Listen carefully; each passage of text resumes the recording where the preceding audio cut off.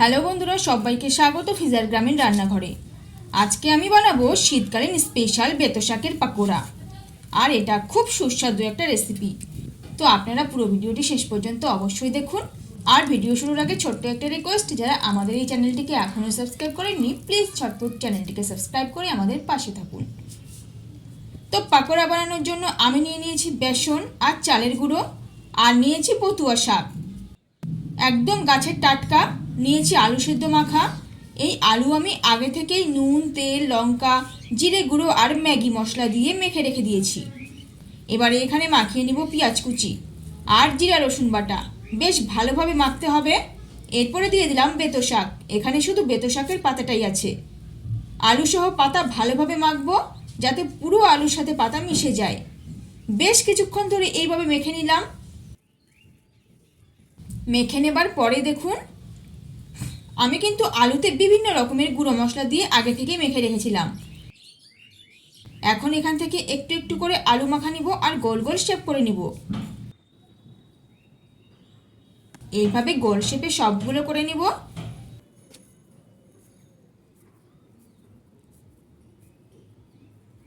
দেখুন হয়ে গেছে। এরপরে আমাদের বেসনের গলা মাখাতে হবে। তো এর জন্য আমি নিয়েছি বেসন, আর এতে দিলাম চালের গুঁড়ো, নুন। এবারে জল দিয়ে মেখে নিব।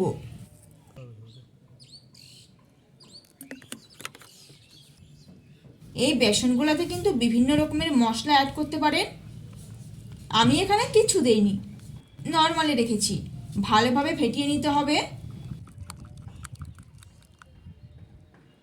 বেসনগুলো কিন্তু খুব পাতলা হবে না, আবার খুব ঘনও হবে না, এরকম হবে। দেখুন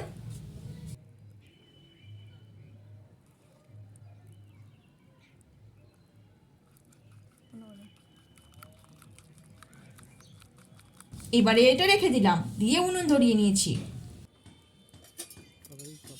আর দিয়ে দিয়েছি কড়াই বসিয়ে। কড়াইটা কিন্তু বেশ ভালোভাবে গরম করতে হবে।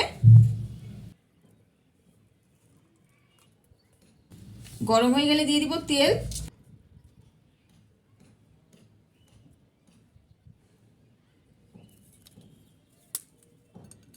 তেলও গরম হয়ে গেছে।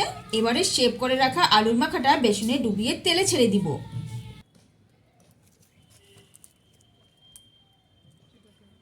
এক এক করে সব দিব।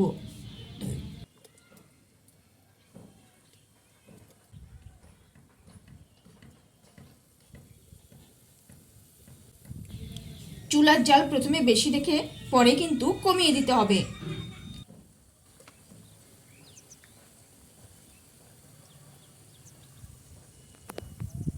বড়াগুলো নেড়ে চেড়ে ভাজতে হবে হালকা আঁচে।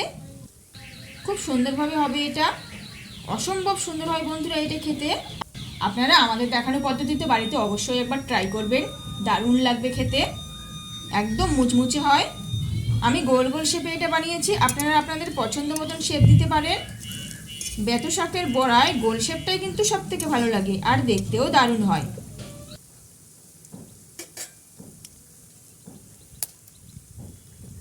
এখন চুলার জাল কিন্তু একদম কম আছে।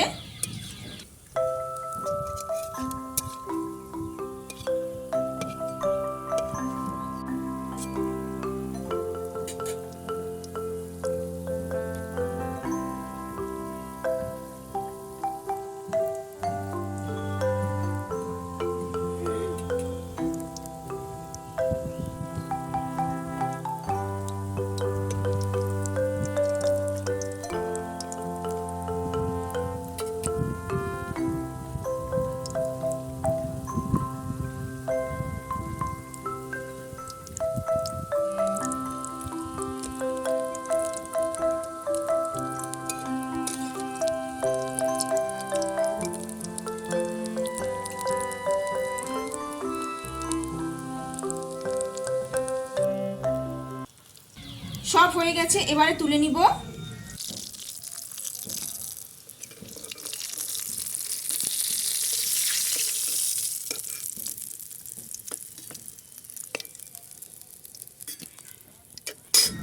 তো সব তুলে নিয়েছি, দেখুন কত সুন্দর লাগছে দেখতে, আর খেতেও কিন্তু দারুণ, একদম মুচমুচে।